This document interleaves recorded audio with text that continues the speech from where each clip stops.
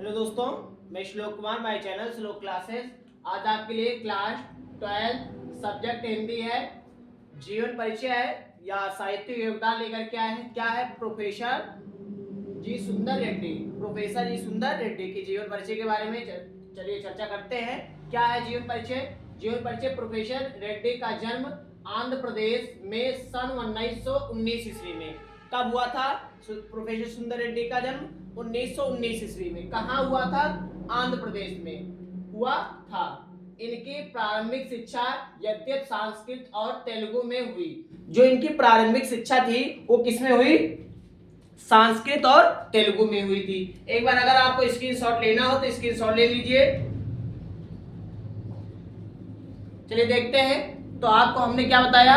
इनका जन्म 1919 ईस्वी में हुआ था। कहाँ हुआ था? आंध्र प्रदेश में हुआ था। इनकी शिक्षा कैसी थी? संस्कृत और तेलुगु में हुई। लेकिन प्रकांड विज्ञान विद्वान थे। ये क्या थे? एक प्रकांड विद्वान थे। और सन 2005 में, कब? सन 2005 में इनका स्वर्गवास हो गया। कितना? 2005 में इनका क्या हो गया?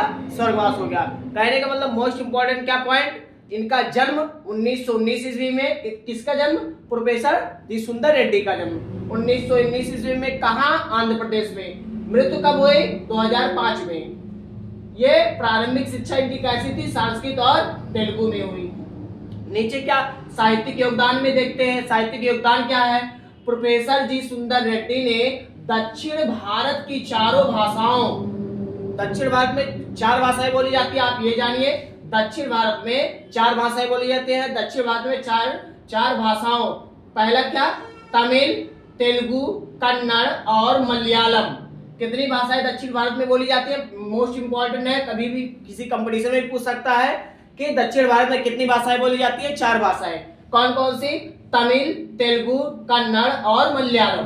तथा उनके साहित्य का इतिहास प्रस्तुत करते हुए उनकी आधुनिक गतिविधियों का एक सूक्ष्म विवेचन प्रस्तुत किए हैं। किंतु भाषा और आधुनिक पर वैज्ञानिक दृष्टि से विचार करने वाले कौन थे? प्रोफेसर सुंदर रेड्डी। सर्वप्रथम कौन मतलब एक लेखक थे? क्या? किस पे विचार? किंतु भाषा और आधुनिक पर वैज्ञानिक दृष्टि से विचार करने वाले प्रोफेसर सुंदर रेड्डी सर्वप्रथम एक व्यक्ति थे जो क्या किस पे किए थे विचार? भाषा और आधुनिक पर विचार किए थे वैज्ञानिक के दृष्टि से। अगला क्या है? इनकी रचनाएं क्या है देखते हैं। अब तक प्रोफेसर सुंदर रेड्डी कुल 8 ग्रंथ प्रकाशित हो चुके हैं। कहने का मतलब है प्रोफेसर सुंदर रेड्डी के कुल कितने ग्रंथ? 8 ग्रंथ प्रकाशित हो चुके हैं। वो 8 ग्रंथ को देखते हैं। पहला ग्रंथ क्या है? साहित्य और समाज। दूसरा ग्रंथ क्या है? मेरे विचार। तीसरा ग्रंथ क्या है? हिंदी और तेलुगु। चौथा क्या है? दक्षिण की भाषाएं और उनका साहित्य। पांचवा क्या है? वैचारिकी। छठवां क्या है? शोध और बोध। सातवां क्या है? तेलुगु ग्रंथ। आठवां क्या है? Language problem in India. ये क्या थे? इनकी 8 ग्रंथ थे। 8 ग्रंथ को मैं बता दिया हूं। अगला क्या है? साहित्य में स्थान। इनका साहित्य में स्थान कैसा था? साहित्य में इनका स्थान एक श्रेष्ठ था, एक श्रेष्ठ विचारक थे। किसमें? साहित्य में स्थान एक श्रेष्ठ विचारक थे। और क्या थे? समालोचक और निबंधकार हैं। इनका साहित्य में स्थान किस में था?